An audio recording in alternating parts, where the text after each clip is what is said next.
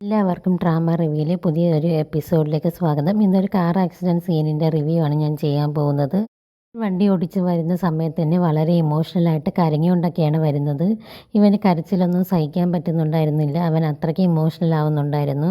ഒരു സമയം കഴിയുമ്പോൾ അവൻ്റെ മൈൻഡൊക്കെ സ്റ്റക്കായി പോവാണ്. അവൻ എങ്ങനെ വണ്ടി ഓടിക്കുന്നതെന്ന് പോലും അറിയാത്തൊരു രീതിയിൽ അവൻ്റെ മൈൻഡ് സ്റ്റക്കാകുകയാണ്.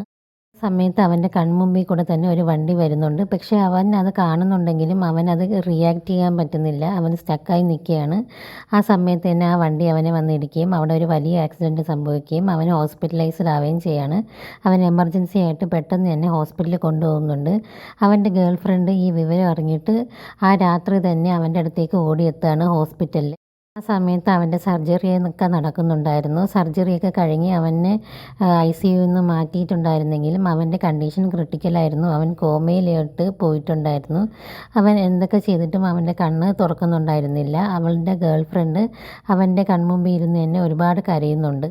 പക്ഷെ അതൊന്നും അവന് ഫീൽ ചെയ്യാൻ പറ്റുന്നുണ്ടായിരുന്നില്ല. അവൻ്റെ ഉള്ളിൽ ഇവളുടെ കരച്ചിലും അവസ്ഥയും ഒക്കെ ഇവൻ കേൾക്കുന്നുണ്ടെങ്കിലും പുറത്ത് അവനതൊന്നും റിയാക്ട് ചെയ്യാനോ അങ്ങനെയൊന്നും പറ്റുന്നുണ്ടായിരുന്നില്ല. അവൻ്റെ ബോഡി ഫുള്ള് കോമയിലായിരുന്നു. അതുകൊണ്ട് തന്നെ അവനൊരു റിയാക്ഷനും ചെയ്യാൻ പറ്റിയിട്ടുണ്ടായിരുന്നില്ല. ഒരുപാട് ദിവസം അവൻ കോമയിൽ നിന്ന് റിക്കവർ ചെയ്യാൻ വേണ്ടി കാത്തിരുന്നിട്ടുണ്ടായിരുന്നു.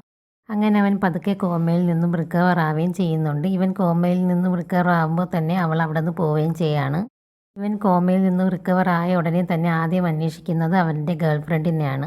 അവൻ കണ്ണ് തുറന്ന ഉടനെ തന്നെ അവൻ പോവാൻ വേണ്ടിയിട്ട് നിർബന്ധം പിടിക്കുന്നുണ്ടായിരുന്നു. അവൻ എണീറ്റപ്പോൾ തന്നെ ഉടനെ തലയിറങ്ങി വീഴുകയും ചെയ്യാണ്. എന്നിട്ടും അവൻ വാശി പിടിച്ച് പോവാൻ വേണ്ടി നിർബന്ധിക്കുന്നുണ്ട്. എല്ലാവരും കൂടെ ചേർന്ന് അവനെ സമാധാനിപ്പിച്ചിട്ട് ബെഡിൽ കിടത്താൻ വേണ്ടി നോക്കുന്നുണ്ട്. ആ സമയത്തേക്ക് അവിടെ ഒരു പെൺകുട്ടി കടന്നു വരുന്നുണ്ട്. അത് ആരാണ് എന്താണെന്നൊന്നും എനിക്ക് മനസ്സിലായിട്ടുണ്ടായിരുന്നില്ല. കാരണം ഈ ഒരു ഡ്രാമയ്ക്ക് സബ് ടൈറ്റിൽ ഇല്ലാത്തത് കൊണ്ട് തന്നെ ആ പെൺകുട്ടി ആരാണെന്ന് എനിക്ക് മനസ്സിലായിട്ടുണ്ടായിരുന്നില്ല. ആ പെൺകുട്ടിയെ കാണുമ്പോൾ ഇവൻ സൈലൻ്റ് ആവുന്നുണ്ട്. എന്തായാലും അവൻ്റെ ഗേൾ ഫ്രണ്ട് അല്ലായിരുന്നു ആ ആൾ. അത് ആരാണെന്ന് നിങ്ങൾക്കറിയാമെങ്കിൽ ഈ ഡ്രാമ കണ്ടിട്ടുള്ളവരാണെങ്കിൽ തീർച്ചയായിട്ടും കമൻറ്റ് ചെയ്യുക. ഇവൻ്റെ കണ്ടീഷനൊക്കെ വളരെ ക്രിട്ടിക്കലായിരുന്നു. ആ സമയത്തൊക്കെ ഇവൻ്റെ ഗേൾ ഫ്രണ്ട് അവളുടെ കൂടെ തന്നെ ഉണ്ടായിരുന്നു. പക്ഷേ അവൻ കോമയിൽ നിന്ന് റിക്കവർ ആയതിനു ശേഷം അവൾ അവനെ കാണാൻ വേണ്ടി വന്നിട്ടുണ്ടായിരുന്നില്ല. ഇവർക്കിടയിൽ എന്ത് പ്രശ്നമാണ് ഉണ്ടായത് അതും എനിക്ക് മനസ്സിലായിട്ടുണ്ടായിരുന്നില്ല. കാരണം എനിക്ക് ഈ ഭാഷ അറിയാത്തത് കൊണ്ടും ഇതിൻ്റെ സബ് ടൈറ്റിൽ അവൈലബിൾ അല്ലാതിരുന്നത് കൊണ്ടും എനിക്കറിയില്ലായിരുന്നു. ടൈറ്റിൽ വീഡിയോ കിട്ടുകയാണെങ്കിൽ തീർച്ചയായിട്ടും അതിൻ്റെ റിവ്യൂ ആയിട്ട് ഞാൻ വരുന്നതായിരിക്കും. താങ്ക്